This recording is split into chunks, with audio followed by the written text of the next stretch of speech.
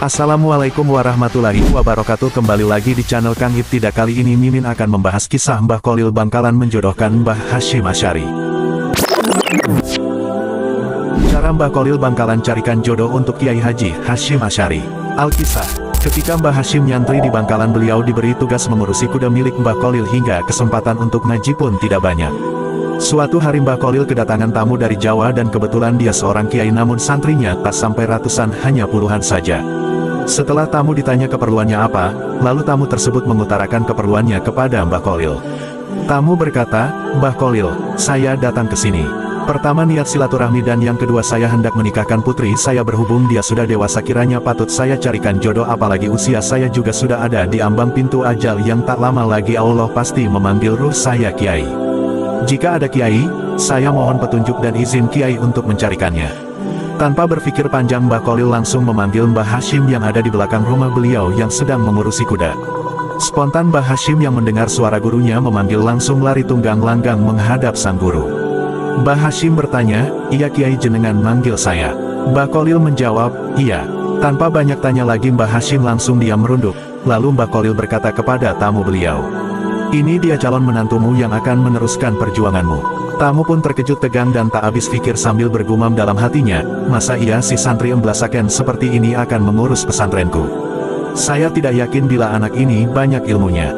Di sisi lain Mbah Hasyim pun terkejut pula sambil bergumam dalam hatinya, "Masa iya ya Mbah Kholil akan menjodohkan saya dengan putrinya ulama, yang begitu mulia dan santrinya banyak nan berwibawa serta alim?" Mbah Kholil lalu menyambung dawuhnya apa yang keduanya pikirkan. Mbah Kholil berkata, "Sudahlah kamu tamu, pulang saja dan siapkan selamatannya di rumahmu. 3 hari lagi akad nikah dilaksanakan. Dan kamu Hasyim kembali ke belakang." Mbah Hasyim pun kembali ke tempat tugasnya dengan hati yang risau, pikiran kacau balau dan perasaan galau, sembari bertanya-tanya dalam hati kecilnya, "Bagaimana saya bisa menjalani ini semua? Kenapa guru tidak memberitahu saya sebelumnya atau paling tidak menawarkannya?"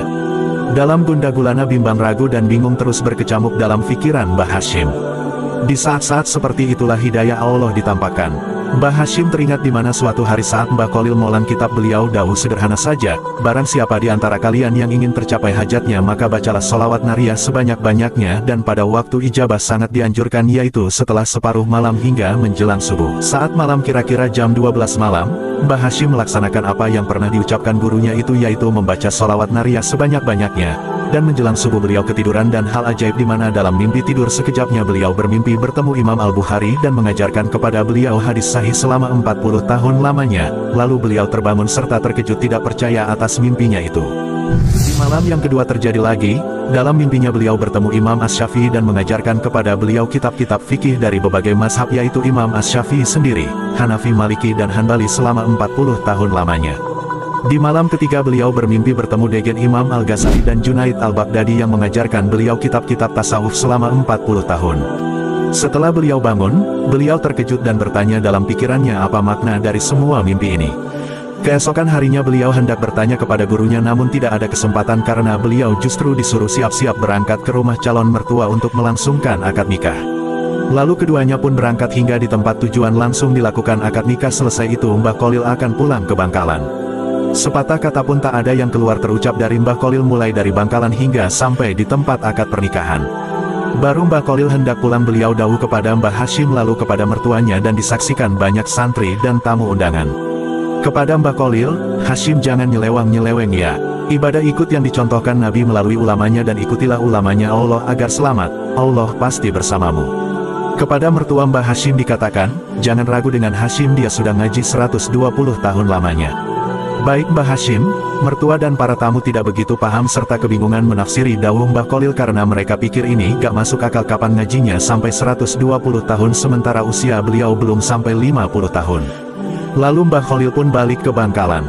Esoknya Mbah Hasyim diuji mertuanya sembari ingin membuktikan sealim apakah menantunya yang dijagokan gurunya itu. Dan beliau pun dengan agak gugup berada di masjid, sementara di tempat yang biasa mertuanya duduk sudah disediakan 2 kitab tafsir dan hadis, sudah disiapkan ujian membaca kitab. Nah, keajaiban pun dimulai tanpa harus menengok apalagi memegang kitabnya. Mbah Hasyim langsung membaca dengan fasih dan hafal di luar kepala serta membahasnya layaknya masyaikh yang sudah kenyang dengan segudang ilmu, tak satu pun ada yang salah. Ustadz dan santri senior yang tidak yakin dengan kemampuan beliau pun menjadi takjub, begitu pula mertuanya yang mengintip dari celah jendela rumahnya pun ikut takjub. Dari hari itu hingga seterusnya Mbah Hashimlah yang molang semua kitab-kitab klasik yang tebal dari berbagai cabang ilmu agama Islam. Itulah beberapa karomah Mbah Kholil kepada Mbah Hashim, dan masih banyak lagi karomah-karomah beliau kepada santri-santri beliau yang lain. Wallahu a'lam bishawab. Semoga Allah senantiasa mengalirkan tetesan-tetesan barokah dan manfaat dari beliau-beliau ini kepada kita dan anak cucu kita sehingga kita tetap berada di jalur Ahlus Sunnah wal Jamaah. Terima kasih telah menyaksikan konten dari channel Kang Ibtida. Jangan lupa like, subscribe, mimin ya. Assalamualaikum warahmatullahi wabarakatuh.